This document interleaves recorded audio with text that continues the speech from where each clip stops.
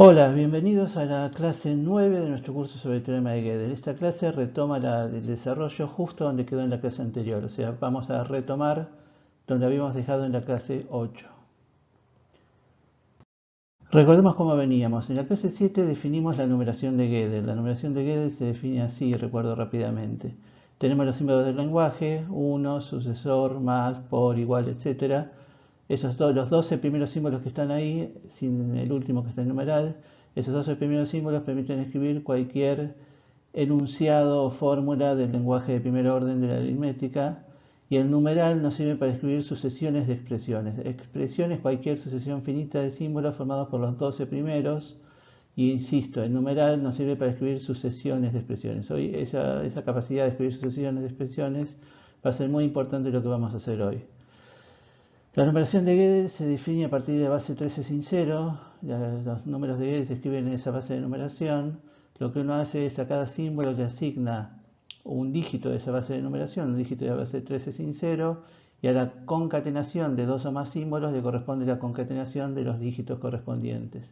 A su vez, la clase pasada habíamos demostrado que la operación de concatenación de números en base 13 sin cero es expresable.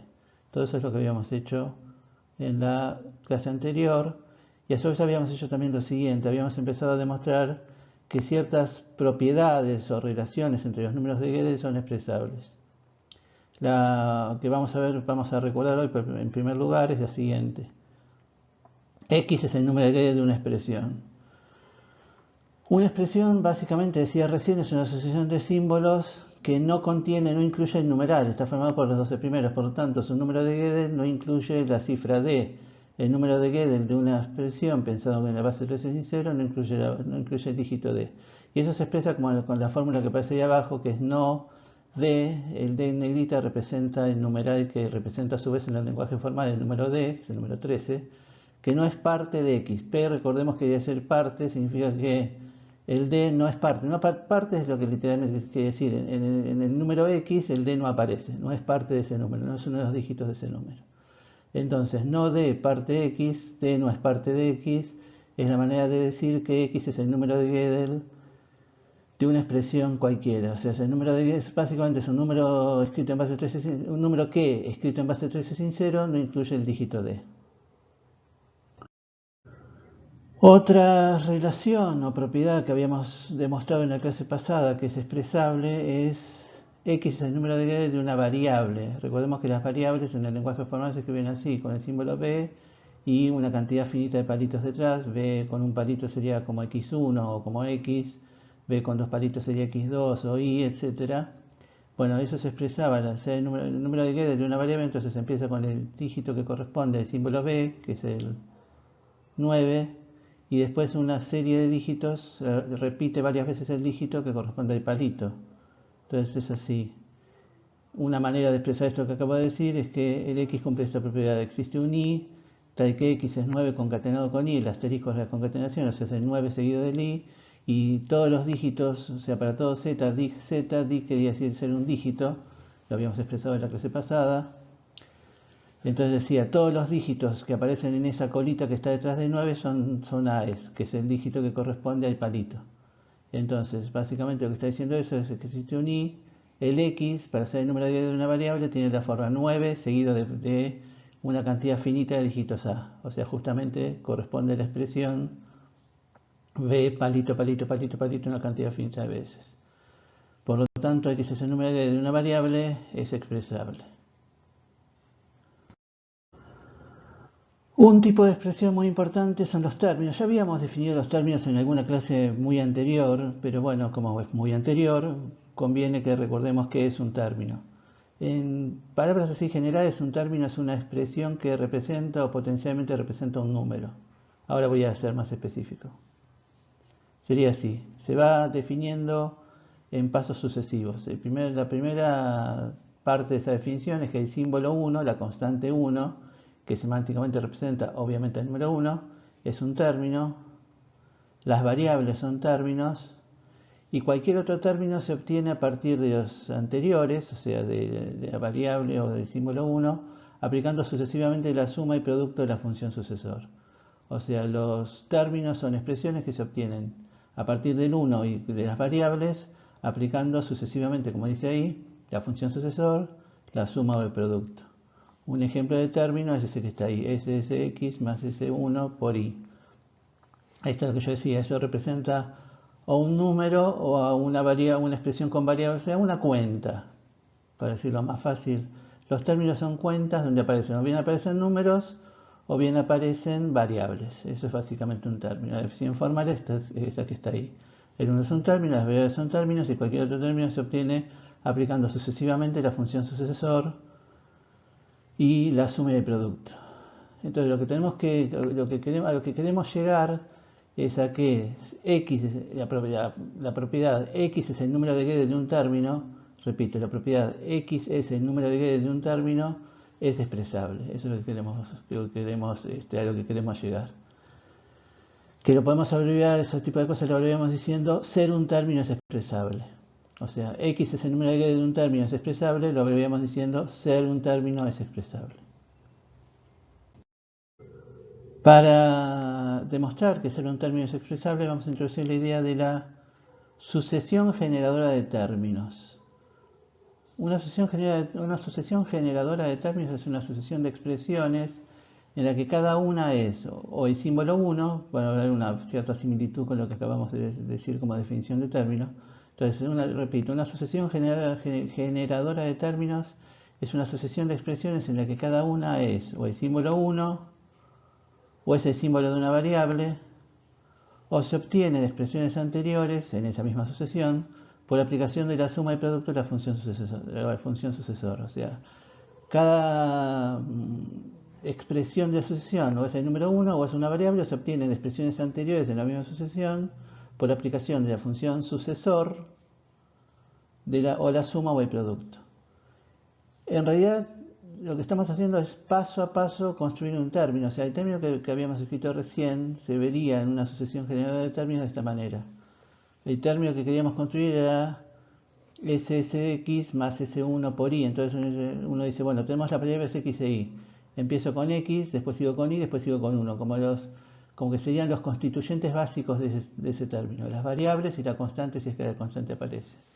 Después le aplico la función sucesora a la X, vuelvo a aplicar la función sucesora a la X, después le aplico la función sucesora al 1, multiplico ese es el S1 por I y después sumo al SSX. Entonces como que la sucesión generadora de términos va siguiendo paso a paso las etapas de la construcción de cada término. Un término es entonces cualquier expresión que aparezca al final de una sucesión generadora de términos. Los espacios intermedios también son términos en realidad, pero concentremos en la última, que es la que estamos queriendo construir, la última expresión quiero decir. Entonces un término es entonces cualquier expresión que aparezca al final de una sucesión generadora de términos. Entonces, para demostrar que ser un término es expresable, que sea el número de Gödel de un término es expresable, lo que tenemos que probar es que esas relaciones son expresables. O sea, tenemos que probar que, por un lado, primero tenemos que probar que ser el número de Gödel de una sucesión generadora de términos es expresable. Lo digo de nuevo. Tenemos que probar que ser el número de Gödel de una sucesión generadora de términos es expresable, y después tenemos que probar, que eso lo último es bastante fácil con todo lo que hicimos ya, después tenemos que probar que ser la última expresión de una sucesión de expresiones es expresable. Si no tiene esas dos cosas, juntando esas dos cosas, tiene que ser un término, o sea, el número de Gödel de un término es expresable. Vamos por etapas. Entonces empecemos con esto. X es el número de Gödel de una sucesión de expresiones, es expresable. X es el número de Gödel de una sucesión de expresiones. Entonces, recordemos que las expresiones en la sucesión se van separando con numerales, cuyo número de Gödel a su vez es la cifra D. Entonces, esa es la expresión. Básicamente lo que está diciendo. El número de Gödel de una sucesión de expresiones empieza con D, B era begin, que quiere decir está al principio, el D está al principio de X, está al final de X, el E era end, que quería decir sufijo que está al final. Entonces, básicamente estoy diciendo, el X empieza con D, el número de Gödel de una sucesión de expresiones empieza con D, termina con D, y nunca aparecen dos D seguidas, nunca aparecen dos, en la asociación en la asociación de símbolos nunca aparecen dos numerales seguidos, porque dos numerales seguidos, siempre el numeral va separando expresiones, entre un numeral y otro tiene que haber algo, tiene que haber una expresión, tiene que haber por lo menos un símbolo. Entonces empieza con D, termina con D, que es como decir en el lenguaje formal empieza con numeral, termina con numeral y no hay dos numerales seguidos. O sea, en el número de Gödel empieza con D, termina con D y no hay dos D seguidas. Acá lo que está en el fondo todo el tiempo es esto, ¿no? Traducir lo que pasa con los símbolos del lenguaje a lo que pasa con dígitos del número de Gödel. Esa equivalencia entre símbolos del lenguaje y entre símbolos del lenguaje y dígitos del número de Gödel, eso todo el tiempo detrás de lo que estamos haciendo. Entonces yo traduzco, digo, bueno, a ver, ¿qué propiedad tiene una asociación de expresiones? Empieza con numeral, termina con numeral y no hay dos numerales seguidos, porque entre dos numerales tiene que haber algún símbolo del lenguaje. Ok, ¿cómo traduzco eso a una propiedad de los dígitos del número de Gödel que además sea expresable en el lenguaje formal? Bueno, empieza con D, termina con D, el número de Gödel, y no hay dos D seguidas. Ese es el tipo de razonamiento que estamos haciendo todo el tiempo.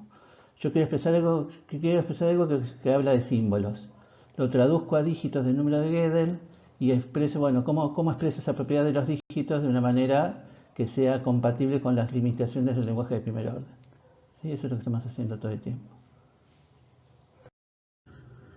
Bien, ya tenemos entonces que X es el número de Gödel de una asociación de expresiones, es expresable. Ok, ahora vamos a lo siguiente. X es el número de Gödel de una asociación de expresiones, que ya lo tenemos, e Y es el número de Gödel de una expresión que aparece al comienzo, dentro o al final de esa asociación. O sea, más fácilmente, X es el número de Gödel de una asociación de expresiones y Y es el número de Gödel de alguna de esas expresiones. Bueno, acá yo estoy suponiendo que ya tenemos expresado X es el número de Gödel de una asociación de expresiones, también tenemos expresado Y es el número de Gödel de una expresión. O sea, ser el número de Gödel de una asociación de expresiones lo expresamos recién. Ser el número de Gödel de una expresión lo habíamos hecho al principio de esta misma clase. Ahora, me falta esa relación, que Y aparece en algún lugar de la asociación que corresponde a X. Bueno, eso es así. Eso sería decir, Y aparece al principio, o sea, si lo traduzco a símbolo del lenguaje, que decir la expresión cuyo número de Gödel es Y está dentro de X, ubicada entre dos numerales. Se viene el numeral, la expresión que corresponde al número de Gödel Y, numeral. El número de Gödel es D, que es el dígito que corresponde al numeral. El número de Gödel de la primera expresión, D. P era begin, está al principio. O sea, estoy diciendo la primera, la expresión que corresponde al número de Gödel Y es la primera de la asociación X. Ahí estoy diciendo es parte. En realidad esto que estoy haciendo acá es redundante porque parte incluía begin o end, pero bueno, quiero expresar claramente qué quiere decir estar al principio, estar en algún lugar, incluyendo principio o final, o estar al final. Siempre es la misma idea. El I es una expresión, el I es el número de Gödel de una expresión que está entre dos numerales dentro de la asociación X. Eso es lo que estoy diciendo básicamente.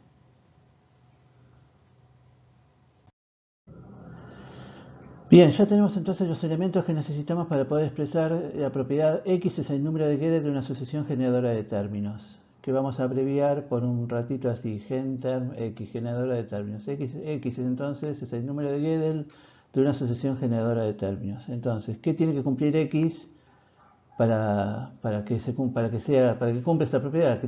¿Cuáles son las condiciones que debe verificar X para que cumpla esta propiedad?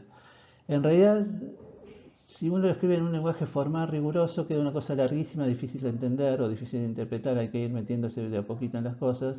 Yo para espero facilitar y no complicar la comprensión, lo fui escribiendo de una manera poco ortodoxa. O sea, no lo escribí en el lenguaje formal, ni siquiera una cosa que sea una abreviatura muy estándar del lenguaje formal. Escribí algo poco ortodoxo, pero que espero que se entienda y que efectivamente sea convincente que eso se puede traducir al lenguaje formal. Bien, vamos de a poco. Entonces, ¿qué quiere decir que sea una asociación generadora de términos? Entonces, su comienzo tiene que ser la primera expresión de esa asociación o es una variable o es el número 1, o la constante 1 en realidad. Bueno, eso lo escribí así. En realidad sería d bar d p x, d asterisco bar, asterisco d asterisco x, bar es desvariable obviamente.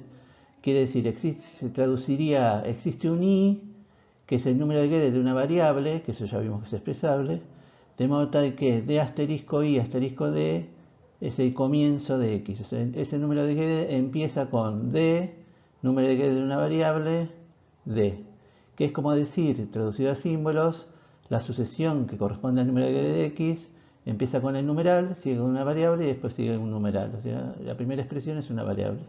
O bien, lo mismo pero con el 1, d asterisco 1 de begin x, o sea, x empieza con la constante 1. Ese 1 que aparece ahí en el escrito es en realidad la constante 1 escrita como nombre del número de Gödel de la constante 1. Es una cosa medio rara, pero el mismo símbolo 1 significa el número 1 semánticamente, y también significa la constante 1 que representa ese número 1, y en este caso es el nombre del número de Gödel de la constante 1, que es ella misma. Raro, pero funciona. Entonces, eso que está diciendo ahí es, básicamente, x como sucesión de símbolos, incluyendo el numeral, empieza con numeral, variable numeral, o empieza con numeral, 1 numeral. Hasta ahí estamos diciendo lo que tiene que cumplir x, traducido a sus escritura en base 13.0. Para todo z, ahí falta decir, para todo z que sea el número de Gödel de una expresión, para todo z que sea el número de Gödel de una expresión, si d asterisco z asterisco d es parte de x, o sea, traducido sería, si z es una de las expresiones de la sucesión que representa x, x es el número de Gödel de una sucesión de expresiones. Eso no creo que no lo dije al principio, pero hay que ponerlo al principio. X es el número de Gödel de una sucesión de expresiones. Y ahora lo que estoy diciendo es, toda expresión de esa sucesión, si z es el número de Gödel de una expresión que está dentro de x, o sea, x hay que decir que no está escrito ahí, ya lo dije recién, x es el número de Gödel, al principio de todo, x es el número de Gödel de una sucesión de expresiones, y ahora hay que decir z es el número de Gödel de una expresión. Esas dos cosas hay que decirlas. Entonces, una expresión que además es parte de x, la z en cuestión. Entonces, esa z es, o bien es el número de Gödel de una variable, o bien es 1, porque esas variables pueden aparecer no solo al principio, aparecen más adelante también en la sucesión de expresiones, y el 1 también. O bien sería el o, ¿no? El o lógico.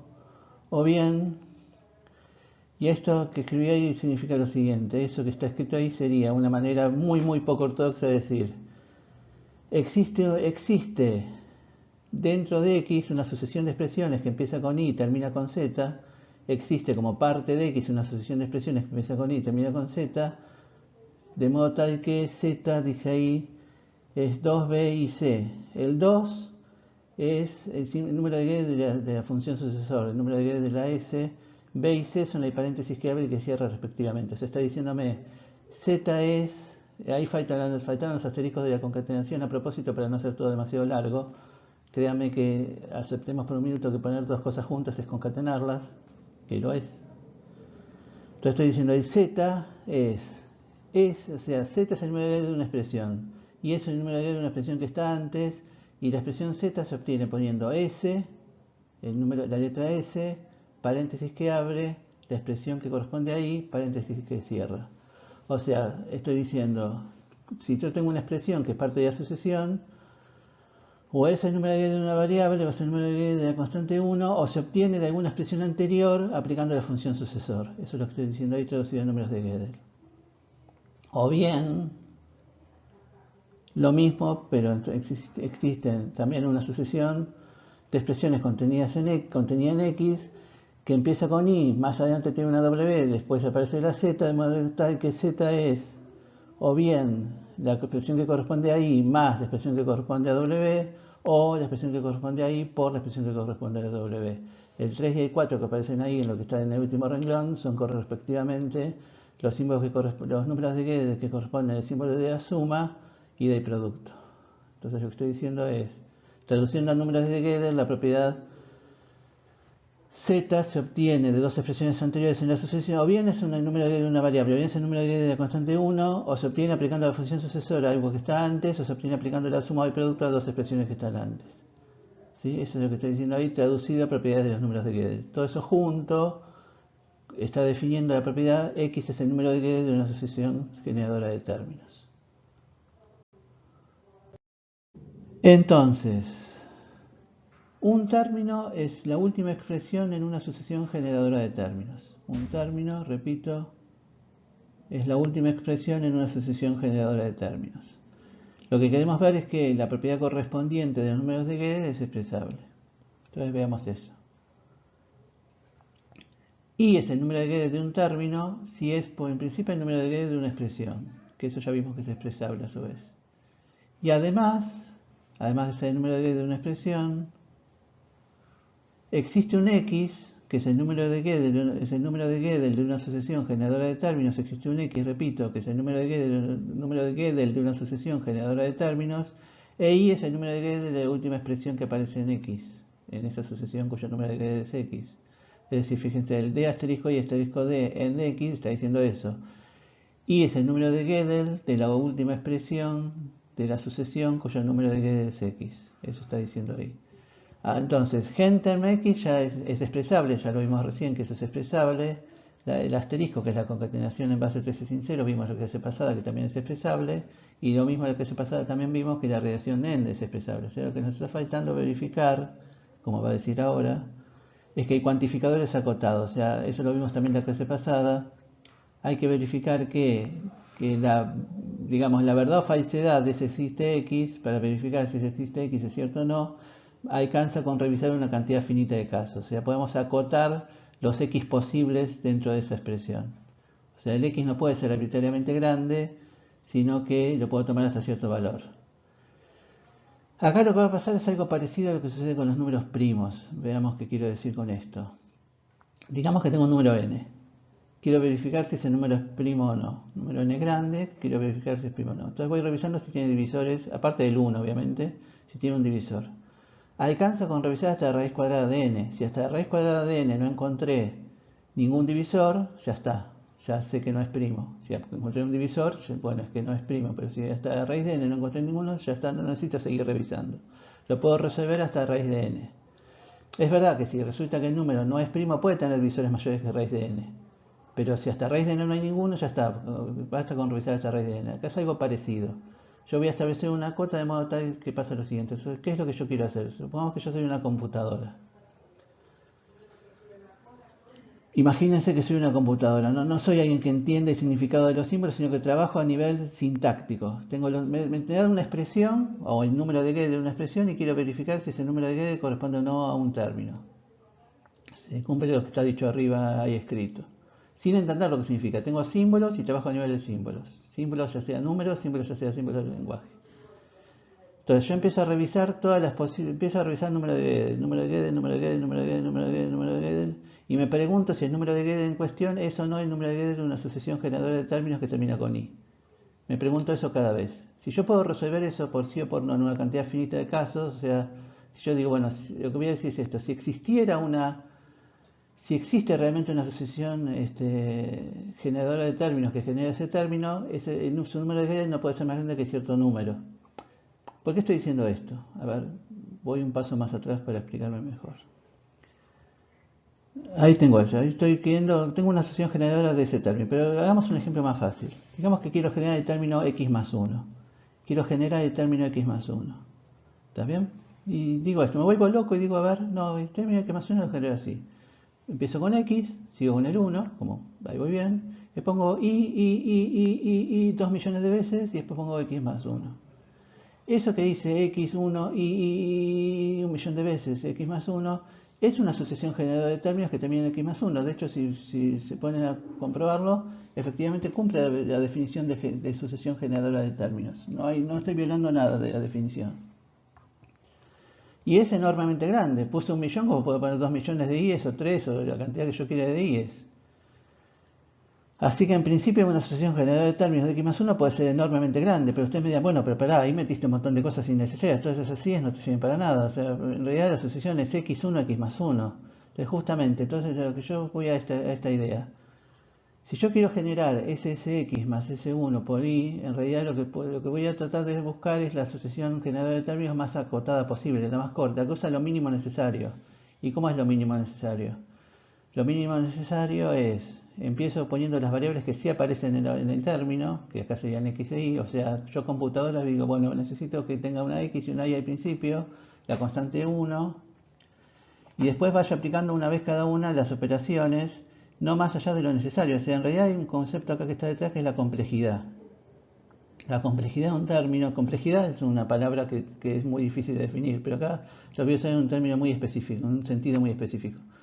La complejidad de un término es la cantidad de veces, la cantidad de operaciones que aplico para escribirlo. Repito, la complejidad de un término es la cantidad de operaciones que aplico para escribirlo. Entonces, en este caso, en el término que estamos queriendo construir en esta sucesión, la complejidad es aplico tres veces la S, una de ellas suma y una de producto. Tres veces la S, una de ellas suma y una de producto. La complejidad es 5. La complejidad es 5. La complejidad, insisto, es 5. Entonces, fíjense esto. Entonces yo digo, esa complejidad me dice cuántas veces tengo que ir aplicando las operaciones. Yo computadora reviso. Entonces, lo que digo es esto. Yo computadora digo, a ver, ¿cuál es lo más, qué es lo máximo, qué es lo mínimo que necesito para generar el término?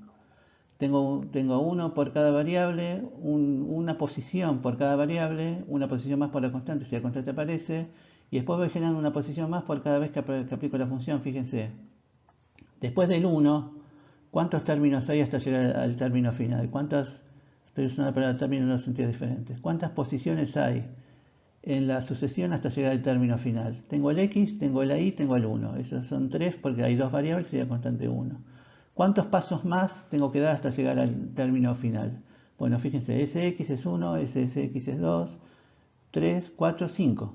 O sea, a partir del 1 hay 5 posiciones más hasta llegar al final de la sucesión generadora de términos. 1, 2, 3, 4, 5. 5 ¿por qué? Porque la complejidad es 5. Entonces, yo lo que necesito revisar son sucesiones que tengan esta longitud. Tengan tantos pasos, voy a llamar pasos para hacerlo más fácil. Tengan tantos pasos, en principio como las variables y la constante se parecen, y tantos pasos más como la complejidad del término. Todo eso se puede definir sintácticamente. Yo computadora puedo entender lo que es la complejidad, si me ven la cantidad de símbolos S y por y suma que aparecen. Y a su vez, perdón, tengo las variables y la constante también se identificarlas. Tengo las constantes, las variables. Tengo al principio, tengo una sucesión, o sea, perdón, disculpen, pensando como en la raíz cuadrada. Si existe una sucesión general de términos para el término, si existe una sucesión general de términos que me da esa expresión que quiero determinar si es un término o no, puedo siempre buscar una expresión que sea una sucesión que sea así. Al principio tenga los términos, después tenga la constante, y después tenga como cantidad de pasos siguientes, tanto como la complejidad. Entonces, de esa manera me dice, bueno, si existe una sucesión general de términos, como mucho es tan larga como esta. A su vez, cada una de las expresiones, como mucho es tan larga como el término total.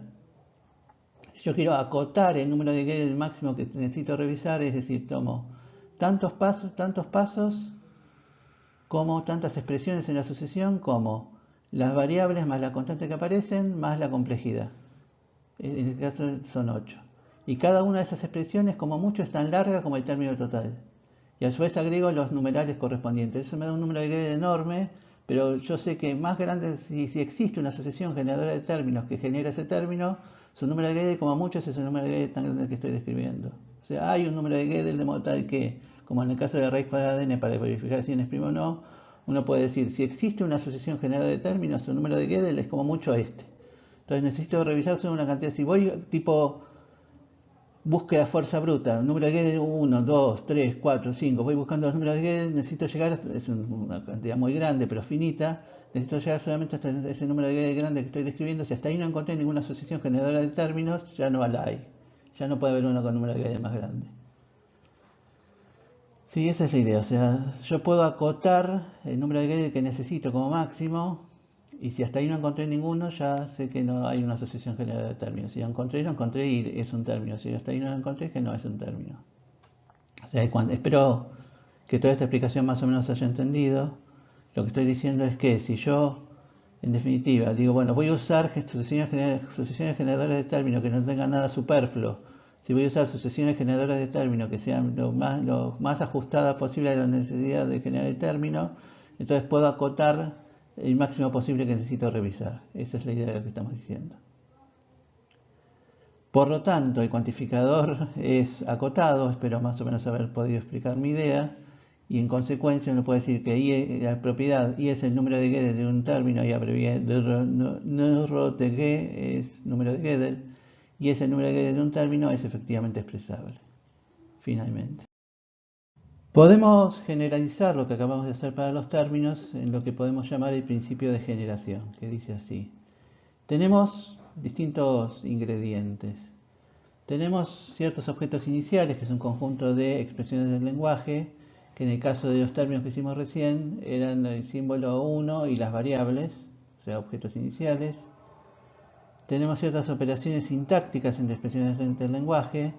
En el caso que teníamos recién era poner la S a la izquierda de la expresión. En realidad, más exactamente es poner S, paréntesis, paréntesis, pero bueno, estoy omitiendo los paréntesis para no complicar innecesariamente la escritura, pero eso no agrega dificultad a lo que habíamos hecho recién. Entonces, le repito, operaciones sintácticas, que en nuestro caso era poner la S a la izquierda de la expresión, o poner la suma, el símbolo de suma entre dos expresiones, o poner el símbolo de producto entre dos expresiones. O sea, son operaciones sintácticas, son operaciones que se pueden resolver manipulando símbolos, operaciones que se pueden programar en una computadora. Y después tenemos una medida objetiva que es sintáctica, o sea que también se puede programar en una computadora, una medida de complejidad que aumenta cada vez que se van aplicando las operaciones. Esto último es lo que nos permitió hacer todo ese razonamiento que garantizaba que el cuantificador existencial era acotado, o sea, bueno, nada, no voy a repetir el razonamiento. Ese razonamiento se basaba en la idea de que tenemos una medida de complejidad, que en el caso de recién era la cantidad de operaciones que aplicábamos en total, y que iba aumentando a medida que se aplicaban las operaciones. Eso nos garantizaba que el cuantificador existencial es acotado. Entonces tenemos esos ingredientes. Llamamos objetos finales, que en el caso nuestro son los términos, a los que se obtienen aplicando sucesivamente las operaciones a los objetos iniciales. Entonces tengo los objetos iniciales, a esos objetos iniciales le vamos aplicando sucesivamente las operaciones en cuestión. Objetos finales es lo que vamos obteniendo como resultado. Entonces, si ser el número de Gödel de un objeto inicial, o sea, ser el número de Gödel de un término de una variable, en nuestro caso, es expresable, las operaciones también son expresables, entonces ser el número de Gödel de un objeto final, entonces ser el número de Gödel de un objeto final también es expresable. O sea, lo que hicimos recién para los términos se puede generalizar. Tengo objetos iniciales, objetos iniciales que son expresables, operaciones sintácticas que son expresables también, y una medida de complejidad, que simplemente la medida de complejidad no necesito que sea expresable ni nada, simplemente tiene que existir para garantizar que el cuantificador es acotado. Entonces, ser el número de Gödel de un objeto final, los objetos finales se obtienen aplicando a los iniciales sucesivamente las operaciones, ser el número de Gödel de un objeto final es expresable. Si se cumple todo esto, ser el número de Gödel de un objeto final es expresable. Fórmulas. Ahora vamos a aplicar el principio de generación para demostrar que ser el número de Gödel de una fórmula es expresable. Ya hemos definido lo que es una fórmula algunas clases atrás, pero vamos a recordarlo una vez más. Entonces, empecemos con la definición de fórmula atómica. Una fórmula atómica, en realidad fórmulas atómicas van a ser nuestros objetos iniciales. Una fórmula atómica es una expresión de la forma U igual a T, donde U y T son términos. O sea, básicamente una fórmula atómica es la igualación, digamos así, de dos términos. Entonces, X es el número de Gödel de una fórmula atómica, se expresa así. Existe un I y existe un Z, tal que I y Z son términos, o sea, son los números de Gödel de términos, eso ya vimos antes que es expresable, o sea, I es el número de Gödel de un término, lo mismo para Z, eso ya vimos recién que es expresable, o sea, I es el número de Gödel de un término, Z también, y X se obtiene concatenando B, que es el símbolo del paréntesis que abre, con el número de Gödel de I, con 5, que es el número de la igualdad, con Z, con C. O sea, estamos traduciendo paréntesis U igual a T, paréntesis, a B y 5ZC concatenado, donde B es el número de Gödel del paréntesis que abre, y es el número de Gödel de la U, el 5 es el número de Gödel del igual, Z es el número de Gödel de T, y C es el número de Gödel del paréntesis que cierra. O sea, hemos traducido U igual a T a sus respectivos números de Gödel. Como decía, las fórmulas atómicas son nuestros objetos iniciales y las operaciones que vamos a ir aplicando son las operaciones lógicas. Entonces decimos, toda fórmula atómica es una fórmula, como antes habíamos dicho, todas las variables y la constante en uno son términos. Toda fórmula atómica es una fórmula. Si P es una fórmula, entonces no P es una fórmula, es negación. Si P es una fórmula, entonces P implica que es una fórmula. Y si P es una fórmula y U es una variable, entonces para todo U, P es una fórmula. O sea, ya se obtienen combinando las fórmulas previas por las operaciones que uno va aplicando son las operaciones lógicas. Eso define una fórmula. Una fórmula es cualquier expresión que se obtiene aplicando sucesivamente las fórmulas atómicas, las operaciones lógicas. Acá es totalmente análogo a lo que habíamos hecho con los términos. Acá hay una medida de complejidad que es la cantidad de veces que aplicamos las operaciones lógicas, obviamente. Bien, entonces, con todo lo que hemos dicho, tomando las fórmulas como objetos iniciales y las operaciones lógicas como las operaciones que les vamos aplicando, podemos deducir por el principio de generación que x es el número de Gödel de una fórmula es expresable.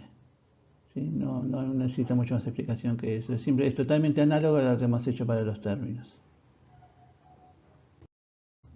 Bien, vamos a detenernos unos minutos en el concepto de variable libre o su opuesto, que es variable ligada. En una fórmula, esto siempre es en el contexto de una fórmula, ahora lo que va a aparecer no lo va a decir, pero debemos entender siempre que estamos en el contexto de una fórmula. En una fórmula, una variable es libre si no está afectada por un cuantificador y es ligada en caso contrario. O sea, si está afectada por un cuantificador es ligada, si no es libre. Entonces, por ejemplo, en esta fórmula atómica, x igual a 1, la variable es libre porque no hay ningún cuantificador que la afecte, no hay ningún cuantificador. En realidad, en una fórmula atómica, todas las variables que aparezcan son libres, siempre porque no hay cuantificadores, por definición. En cambio, si yo pongo para todo x es igual a 1, es algo falso, acá no importa el significado, lo que importa es si es libre o no, es una cuestión sintáctica. Para todo x es igual a 1, la variable es ligada, la variable x está afectada por el para todo. Entonces, ¿cómo definimos variable libre o variable ligada? A mí me gustaría poder decir esto, me gustaría poder decirles que, bueno, si la variable hacia su izquierda, tengo la variable x o la que fuera, digamos que sea x para fijar ideas. Si la x, si más a la izquierda en la expresión, aparece un para todo x, entonces es ligada, si no es libre. Me gustaría poder decir eso y si los dijera les estaría mintiendo, o sea, sería muy fácil decir eso. Si tengo la x en la expresión, si más hacia la izquierda aparece un para todo x, es ligada, si no es libre. Listo. Bueno, les estaría mintiendo, no es tan fácil. Es cierto, sí es verdad, que si hacia la izquierda no aparece ningún para todo, entonces es libre. Ningún para todo x es libre, eso está claro. Pero puede ser que aparezca un para todo x y que igual sea libre. No es tan fácil. Veamos un par de ejemplos. Digamos esa expresión que está ahí. Para todo x, paréntesis, x igual a 1 implica x igual a 1. Entonces, en realidad lo que uno habla es de las apariciones, no de la variable x en términos generales, sino de las apariciones de la x. En esa expresión, para todo x, paréntesis grande, x igual a 1 implica x igual a 1, ese paréntesis grande engloba todo lo que está dentro de él, obviamente. Entonces, ambas apariciones de la x son ligadas. La primera aparición, que es la que está más a la izquierda, es ligada, la que está a la derecha también es ligada, porque ambas están afectadas por el para todo. Pero digamos que tengo esto otro. Para todo x igual a 1 implica x igual a 1. Ahí los paréntesis grandes no están. Para todo afecta solo el primer paréntesis. Para todo x igual a 1 implica x igual a 1.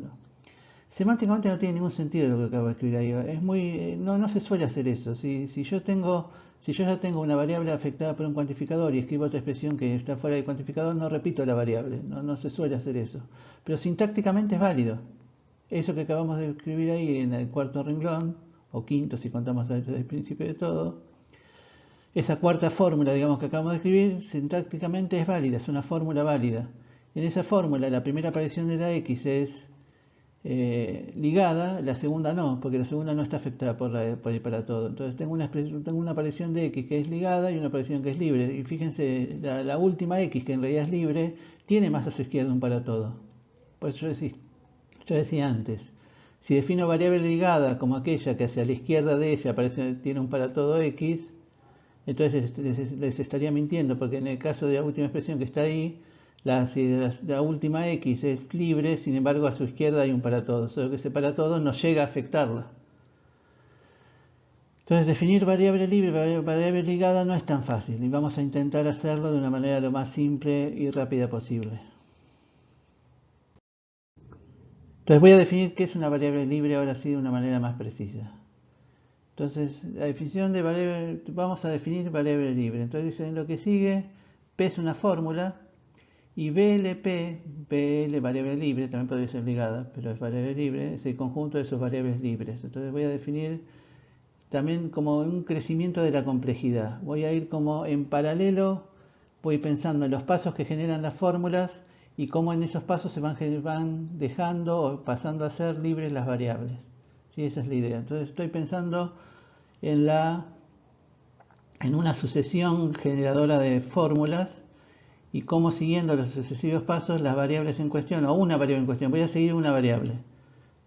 Van a ver que lo que yo me va a interesar en principio es una variable, que después voy haciendo foco en las distintas variables de fórmula, pero en principio voy a ver cómo la condición de libre o ligada se va modificando a medida que se va complejizando la construcción de la fórmula. Entonces simplemente digo esto. Si P es una fórmula atómica, ahí lo que estoy diciendo es más fácil, dicho en forma fácil, si P es una fórmula atómica, todas sus variables son libres. Como no hay para todo, porque la atómica no tiene para todo, por definición, entonces si P es una variable libre, si P es una fórmula atómica, perdón, todas las variables que aparezcan son libres. Puede ser que no aparezca ninguna, si yo pongo 3 igual a 3, el numeral 3 igual al numeral 3, esa es una fórmula atómica sin variables. En ese caso no hay ninguna variable libre, ni ligada, ni nada. En particular no hay ninguna variable libre, pero bueno, no importa. Si el término tiene variables, si la fórmula atómica tiene variables, dije término porque estoy pensando en la igualación de dos términos. Si la fórmula atómica tiene variables, todas ellas son libres, porque no hay para todos. Si me estoy deteniendo demasiado en una cosa muy fácil. Entonces ahora voy generando sucesivas fórmulas aplicando las operaciones lógicas. Entonces lo que me dice es, si aplico la negación, las variables libres siguen siendo las mismas. Eso es lo que está diciendo ahí. Si P es no Q, las variables libres que tiene Q son las mismas que tenía P. O sea, el poner una negación no afecta para nada a las variables libres. Eso es lo que estamos diciendo. Lo mismo que la implicación. Si P es Q implica R, o sea, si P resulta de hacer la implicación de dos fórmulas previamente construidas, las variables libres de P es variable libre de Q unión variable libre de R, dice ahí. O sea, básicamente lo que está diciendo es, las variables libres de P son las que estaban en Q más las que estaban en R. Junto todo en una misma bolsa, P hereda las variables libres de Q y las de R. O sea, si P es Q implica R, la implicación mantiene las variables libres que ya estaban. Si P es Q implica R, el P hereda las variables libres de Q y las de R, todas juntas. Eso es lo que está diciendo ahí. Y finalmente, si P es para todo U, donde U es una variable, para todo Q, o sea, si P se obtiene poniéndola delante de todo, ahí para todo Q se entiende que para todo U afecta a todo Q, ahí habría un paréntesis grandote que afecta a todo Q. Entonces, si P consiste en poner delante de Q para todo, entonces la U ya no es variable, las variables libres de P son las variables de Q, sacan menos U, dice ahí. O sea, básicamente lo que está diciendo es las variables libres de P son las que teníamos antes, salvo la U deja de ser libre, porque ahora está afectada por el cuantificador. Entonces, cuando pongo ahí para todo U delante, las variables libres de P, la variable a la que le estoy poniendo el cuantificador, deja de ser libre. Eso es lo que estamos diciendo. Todas las demás que había libres, si es que las había, quedan, y el para todo anula la U como variable libre. Bien, digamos ahora que, como dijimos antes, yo computadora, que trabajo solo a nivel sintáctico, sin entender los símbolos, solamente manipulándolos sin tomar en cuenta su significado, me dan a mi computadora, digo, yo computadora recibo como dato una fórmula y una variable y tengo que determinar si esa variable tiene o no alguna aparición libre en la fórmula o todas sus apariciones son ligadas. Entonces, digo, lo que voy a hacer para determinar, para contestar esa pregunta, para saber si en este caso la variable x es ligado libre en esa fórmula que escribí ahí, es hacer una sucesión que siga la variable. Entonces, lo que yo tengo como insumo, como dato, dije es la fórmula, pero en realidad lo que necesito no solo es la fórmula, sino una sucesión constructora, una sucesión generadora de esa fórmula. Así como teníamos sucesiones generadoras de términos, tenemos sucesiones generadoras de fórmulas. Entonces tengo sucesiones generadoras de fórmulas. Tengo la sucesión que genera esa fórmula y tengo una variable que quiero analizar si en la fórmula final eso no tiene o no alguna aparición libre. Eso es lo que quiero determinar. Tengo entonces de nuevo la fórmula, o más exactamente una sucesión generadora de ella, y una variable, quiero determinar si en la fórmula final esa variable aparece o no aparece libre. Entonces lo que voy a hacer es ir construyendo, como dice ahí, una sucesión que sigue la condición de x en los distintos pasos de la construcción de la fórmula, y para eso voy a hacer una sucesión de pares ordenados. Esos pares ordenados van a tener la primera componente de los distintos pasos de la sucesión de fórmulas, de asociación constructora de la fórmula. Entonces repito, voy a hacer una asociación de pares ordenados donde la primera componente va a ser siempre los distintos pasos de la asociación generadora de fórmulas, y en la segunda componente va a haber un 1 o un 2. Va a haber un 1 si hay alguna aparición libre de la variable que estoy siguiendo. Entonces en la segunda componente va a haber un 1 si la variable que estoy siguiendo tiene alguna aparición libre, puede tener algunas ligadas y otras libres, pero tiene por lo menos una libre, y 2 si todas son ligadas o si directamente no aparece. O sea, 1 si hay alguna aparición libre, 2 si no, ya sea que todas sean ligadas, ya sea que directamente la variable no aparezca.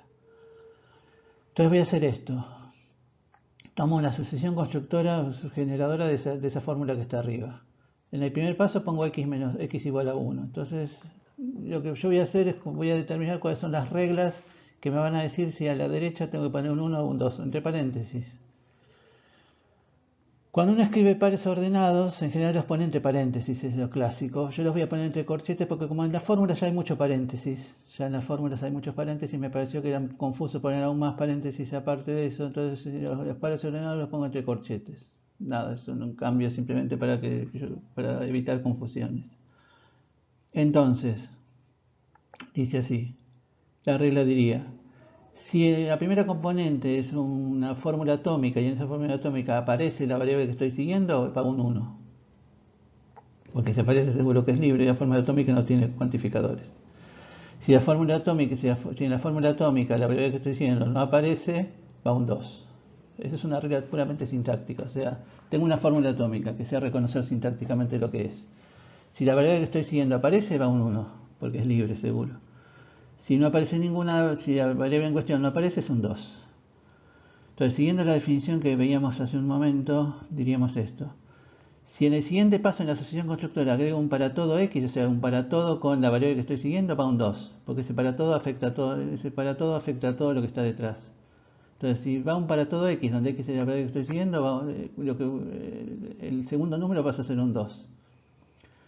Obviamente, si es un para todo otra variable, si fuera un para todo y seguiría el 1. Eso no cambia la condición. O sea, la condición del número que está a la derecha cambia si el para todo incluye la variable que estoy siguiendo. Si incluye la variable que estoy siguiendo, va un 2. Si no, va lo que hubiera habido antes. Si yo pongo un para todo y, porque ese para todo lo estoy agregando a algo que estaba antes. Ese antes ya tenía un número atrás, un 1 o un 2. Si pongo un para todo y, digamos, estoy siguiendo la x, si pongo un para todo y, el número que está a la derecha es el que estaba antes, fuera el que fuera. Si es un para todo x, va un 2, se transforma en un 2. Hubiera lo que hubiera antes. Si pongo una implicación, decimos la implicación hereda las variables libres o ligadas a lo que estaba antes. Entonces, estoy aplicando un para todo, a las dos primeras componentes estoy aplicando un para todo. Entonces la cuestión es, si en las dos componentes para todo, perdón, estoy aplicando una implicación, disculpen, dije cualquier cosa. A la primera y la segunda componente las estoy vinculando con una implicación. La implicación junta las variables libres que había antes. Entonces la cosa es así. Si en las dos componentes que estoy aplicando la implicación, en alguno de los dos había un 1, si en alguno de los dos había un 1, el 1 queda, que es lo que está pasando acá. O sea, la implicación afecta a dos cosas que estaban antes. Si esas dos cosas que estaban antes tenían, alguna de las dos tenía un 1, queda el 1. Porque entonces quiere decir que hay una variable libre y esa sigue estando. Si en ambos había un 2, queda el 2. O sea, esa es la regla. Cuando aplico la implicación, lo mismo con la negación. Cuando hago la implicación algo que estaba antes, en el caso de la negación, simplemente el número queda sin cambiar. Si había un 1 queda un 1, si había un 2 queda un 2. Cuando hago la implicación si alguna de las dos cosas a las que apliqué la implicación tenía un 1, el 1 queda. Si ambos eran 2, queda el 2. Si ambos son 1, queda un 1. Si hay un 1 y un 2, queda un 1. Si hay 2, queda un 2. Es como el O en definitiva. Es como que el 1 es verdadero y falso, el 1 es verdadero, el 2 es falso y es el O. No importa, simplemente la regla es esa. Si había un 1, queda el 1, si son 2, queda el 2. Ahí llegué. Cuando llego a la fórmula que quería construir, que quería analizar, me fijo si lo que quedó a la derecha es un 1 o un 2. Si lo que quedó es un 2, entonces todas las apariciones son ligadas. Todas las apariciones de la que son ligadas. Si lo que quedó es un 1, que es en este caso lo que sucedió, entonces hay al menos una variable libre. Una aparición de la variable que estoy analizando es libre. O sea, ese 1 que está ahí a la derecha me está diciendo, ojo, hay alguna aparición de la X que es libre, que es correcto, efectivamente es así. ¿Cómo escribimos pares ordenados en el lenguaje formal? Bueno, es una variante de las sucesiones de expresiones. Pares ordenados de expresiones escribimos así. Ahí se entiende la escritura, la convención. Cada par queda comprendido entre dos pares de numerales y de una componente y otra componente de par se separa con un solo numeral. Entonces ahí tenemos una sucesión de expresiones. Sucesión de pares ordenados de expresiones. O sea, de esa manera escribimos sucesiones de pares ordenados de expresiones. Entonces, en definitiva, ser que no que tenga, perdón, que la X tenga alguna aparición libre en la fórmula quiere decir que cuando yo hago todo este procedimiento se puede expresar en el lenguaje formal traducido a números de Gödel. No lo vamos a hacer porque es bastante complicado, pero se entiende, me parece que a esta altura se entiende que todo esto que fui describiendo se puede traducir a una cuestión entre números de Gödel y que uno puede expresar la propiedad X tiene al menos una aparición libre en la fórmula tal, eso se puede expresar en el lenguaje formal usando números de Gödel, ¿sí? Usando esta cuestión de los pares ordenados y las reglas que fui describiendo recién, uno puede expresar la propiedad X o la variable que fuere tiene al menos una aparición libre o no en tal fórmula. Eso se puede expresar en el lenguaje formal. Todo esto tiene que ver con la definición de enunciado. Un enunciado es simplemente una fórmula que no tiene variables libres, o sea que todas las variables que aparecen son ligadas. Ninguna variable tiene alguna aparición libre en la fórmula. Bueno, con lo que estábamos diciendo es ser una fórmula es expresable, ya lo sabíamos hace un rato, y a su vez ser para toda variable que aparezca en la fórmula, todas sus apariciones son ligadas o ninguna de ellas es libre. Eso lo podemos expresar con las sucesiones de pares ordenados que hablábamos recién. Hay que hacer una sucesión, o sea, para toda variable, sería así, para toda variable que aparece en la fórmula, la sucesión que va siguiendo esa variable termina en un 2. Eso significa, o sea, todas son ligadas, no hay ninguna libre.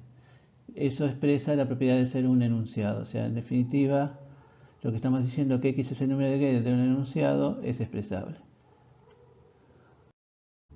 Axiomas y demostraciones. Bueno, ahora vamos a ir acercándonos finalmente a nuestro objetivo, que era probar que ser demostrable es expresable. Eso es lo que estamos queriendo hacer desde la clase pasada. En la clase pasada iniciamos la parte de la demostración que habíamos titulado ser demostrable es expresable, que estamos continuando ahora, y ahora sí, apareció la palabra demostración o demostraciones, nos estamos acercando a finalmente ser demostrable es expresable.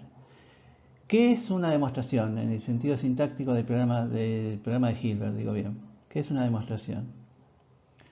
Una demostración, ya habíamos definido esto alguna vez, pero de nuevo lo repito para que esté presente. Una demostración es una sucesión de fórmulas, que en particular podrían ser enunciados también, pero en principio nos alcanza con decir que son fórmulas, en la que cada una es o bien un axioma, o bien se obtiene de fórmulas anteriores de la sucesión por aplicación de las reglas de inferencia. O sea, hay como cierta idea que se repite, ¿no? O sea, tengo ciertos objetos iniciales que son los axiomas, y ciertas operaciones que voy aplicando para obtener sucesivos objetos. En este caso serían, lo que aplico son las reglas de inferencia, que son dos. Una que es el modus ponens, que dice que de P implica Q y de P se obtiene Q, o sea, se deduce Q, o sea, yo puedo poner Q siempre y cuando más arriba aparezca P y P implica Q. O sea, si en la sucesión de fórmulas aparece en algún momento P y en algún otro momento, arriba o abajo, no importa, aparece P implica Q, si eso sucede, más abajo puedo poner Q. Eso es lo que estaríamos diciendo. Y la otra regla de inferencia es la generalización, que dice que de P y de U, donde U es una variable, se obtiene para todo UP. O sea, adelante de una fórmula puedo poner siempre un para todo con cualquier variable. Eso es lo que dice la regla de generalización. Entonces, de nuevo, tengo los axiomas de alguna manera como objetos iniciales y tengo las reglas de inferencia como operaciones sintácticas que estoy aplicando a esas reglas a esos objetos iniciales para ir obteniendo los teoremas, que serían los objetos finales en este caso. Entonces, los axiomas. Tenemos dos tipos de axiomas, ya lo habíamos dicho alguna vez, pero insisto, lo repito ahora. Tenemos por un lado los axiomas lógicos. Los axiomas lógicos son los axiomas que generan todas las fórmulas universalmente válidas y que son comunes a todas las teorías. Los axiomas lógicos están siempre, no importa qué otra cosa trabajemos. Y después, por otro lado, tenemos el conjunto de axiomas que uno ha dado al principio, los axiomas específicos, los axiomas aritméticos, que son los axiomas, insisto, que uno ha dado al principio y que queremos demostrar que forman un conjunto incompleto de axiomas. Eso es lo que queremos demostrar. Tendremos por un lado los axiomas lógicos, que ya están dados siempre, y los axiomas que hemos propuesto. Tenemos que demostrar que tanto uno como otro son expresables. Los axiomas, todos tenemos esto. Llamemos form x a la expresión x es el número de Gödel de una fórmula, que ya dijimos que es expresable. Es expresable, digo bien. Entonces, ¿cuáles son los axiomas lógicos? Dice, los axiomas lógicos están dados por 10 esquemas. El primero dice que toda fórmula de la forma P implica Q implica P, ahí están viendo ustedes, es un axioma. O sea, hay 10 esquemas lógicos que son los axiomas, 10 esquemas que son los axiomas lógicos. ¿Por qué esquemas? Me detengo un minuto en esta palabra. ¿Por qué hablo de esquemas y no de enunciados o de fórmulas?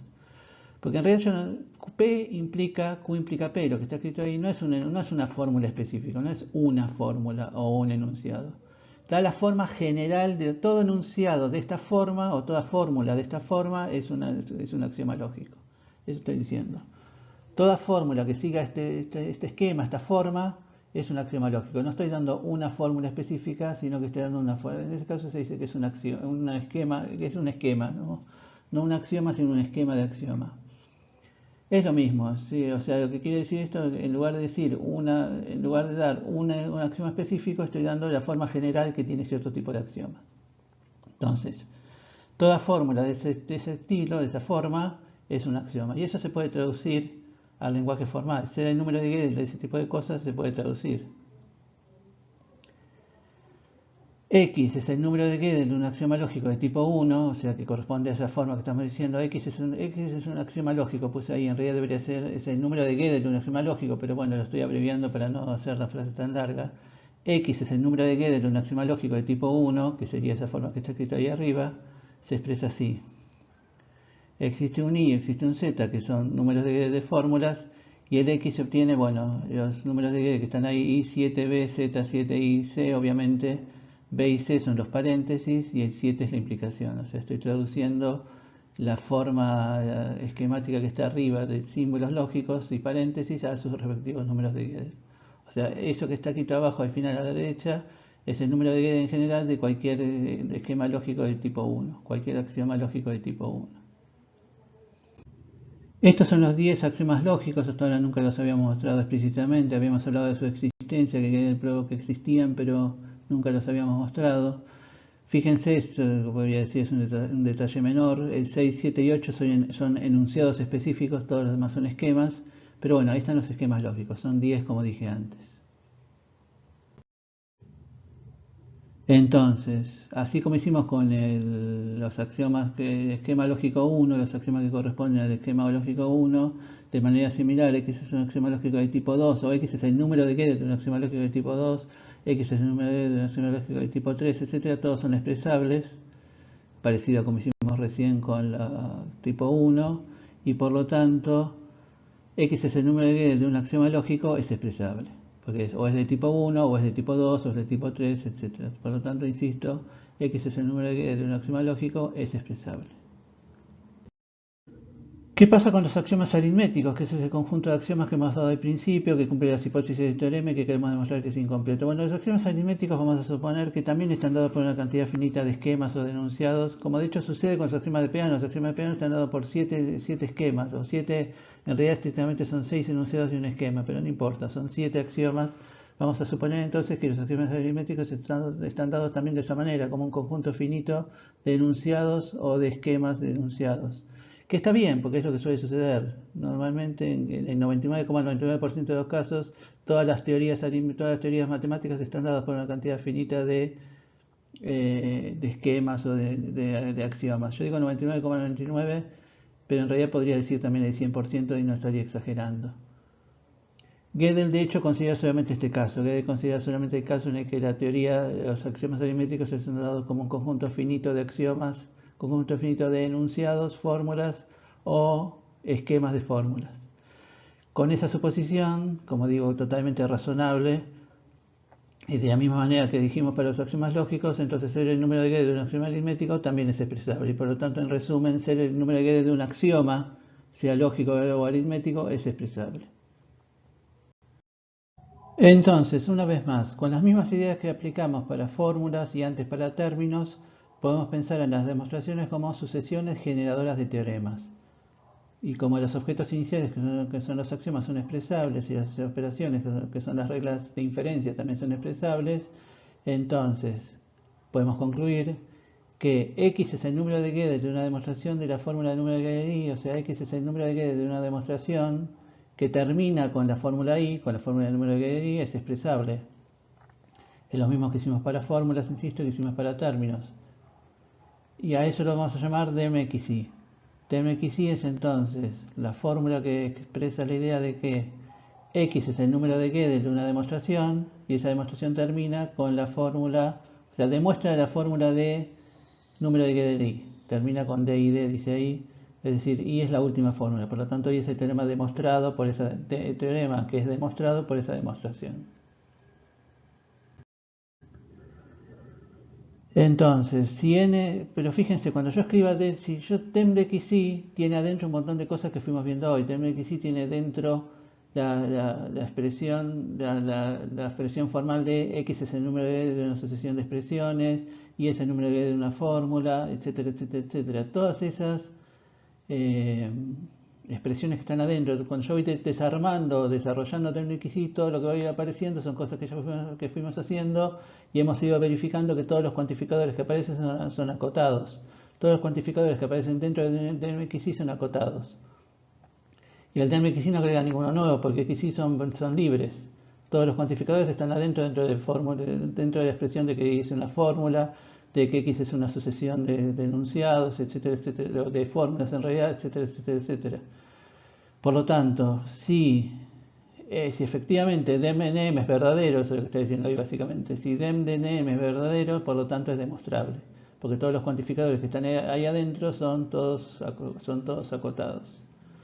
Eso es lo que resumimos diciendo, DMXI es expresable. O sea, cada vez que hay un n y un m que haga que DNM sea verdadero, que significa que n es el número de Gödel de una demostración de la fórmula de número de Gödel de m, cada vez que DNM es verdadero, entonces es demostrable. Demostrable quiere decir demostrable es a partir de los axiomas de Peano y por lo tanto demostrable es a partir de los axiomas que hemos dado al principio. Demostrable sin aclarar nada quiere decir demostrable a partir de los axiomas que hemos dado al principio. Que a su vez es demostrable a partir de los axiomas que hemos dado al principio si es que es demostrable a partir de los axiomas de Peano. Como en este caso, DNM va a ser demostrable a partir de los axiomas de Peano, entonces también es demostrable a partir de los axiomas que hemos dado al principio. O sea, es demostrable. DNM, si es verdadero, es demostrable.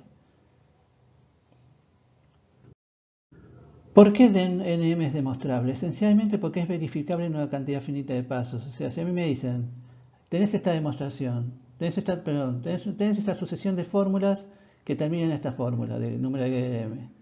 Y me dicen, esa fórmula es una demostración, verificalo. Yo lo puedo verificar algorítmicamente en una cantidad finita de pasos. Eso es lo que pedía Hilbert, ¿no? Hilbert pedía que si yo tengo una sucesión de expresiones y quiero saber si eso es una demostración, eso se puede verificar en una cantidad finita de pasos. Bueno, justamente, si a mí me dan una sucesión de fórmulas, yo puedo verificar en una cantidad finita de pasos si esa fórmula es o no una demostración. Por eso básicamente es que el NM es demostrable cuando es verdadero. Porque esa cantidad finita de pasos se puede traducir a operaciones aritméticas que se pueden traducir a I o de fórmulas atómicas. Lo que yo tengo que ir verificando es un I o un O de fórmulas atómicas, de muchas fórmulas atómicas. Ahora voy a plantear algo ligeramente diferente. I es el número de Gödel de una fórmula demostrable. Acá no me dan una demostración para verificar, me dan una fórmula y dicen, fíjate si es demostrable. Que esa es la vida misma de los matemáticos, matemáticas. En realidad lo que hacen es eso. O sea, ¿qué hace un matemático cuando trabaja con matemática?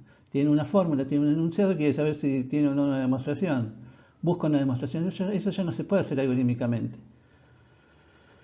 Por suerte, si yo tengo una fórmula o un enunciado y quiero saber si es demostrable o no, quiero saber si hay una demostración o no, y si eso se podía hacer algorítmicamente, la matemática sería mucho más fácil, pero mucho más aburrida.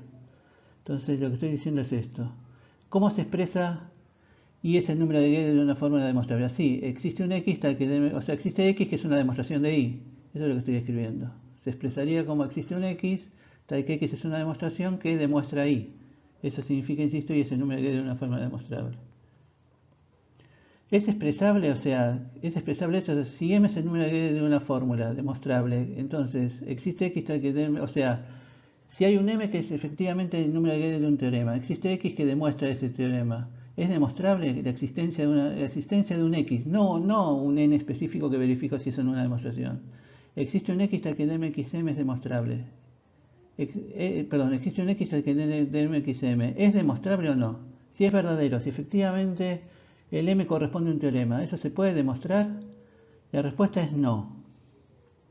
No se puede demostrar.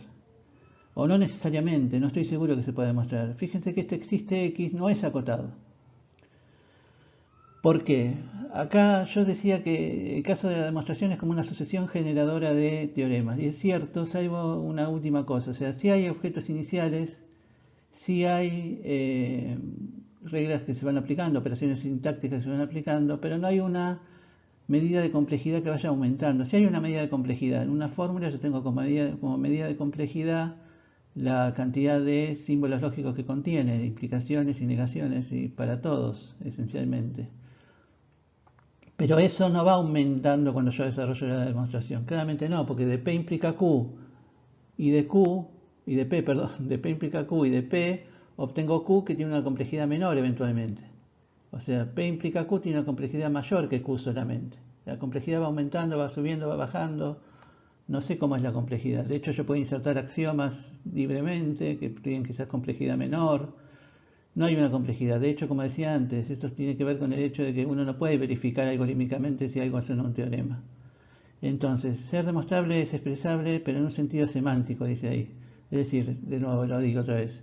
Existe x, tengo la fórmula existe x hasta que el mxy. Tengo un m que efectivamente es el número de Gödel de un teorema. Supongamos que yo sé que m es el número de Gödel de un teorema. Entonces existe x tal que el mxm es verdadera. Pero eso significa que es demostrable a partir de los axiomas de Peano, por ejemplo. La respuesta es no. No tengo ninguna garantía de que sea demostrable aun cuando sea verdadera. O sea, ser demostrable, si estoy diciendo que existe x de mxy, expresa la idea de ser demostrable, es expresable pero en un sentido más débil. No es expresable en el sentido de que sea demostrable cuando es verdadero, sino que es expresable en el sentido de que sintácticamente expresa esa idea. Existe x de mxy, expresa sintácticamente la idea de que y es el número de Gödel de un teorema. Existe x tal que de mxy, repito, expresa la idea de que y es el número de Gödel de un teorema, pero no es expresable en el sentido más fuerte de que cuando es verdadero es demostrable. O sea, es expresable en un sentido más débil. Semánticamente expresa la idea de ser demostrable, pero sintácticamente no. Sintácticamente no en el sentido de que cuando es verdadero no necesariamente es demostrable. O sea, ser demostrable es expresable, pero en un sentido más débil que lo que veníamos diciendo antes. Es expresable semánticamente solamente. Cuando el enunciado es verdadero no necesariamente es demostrable.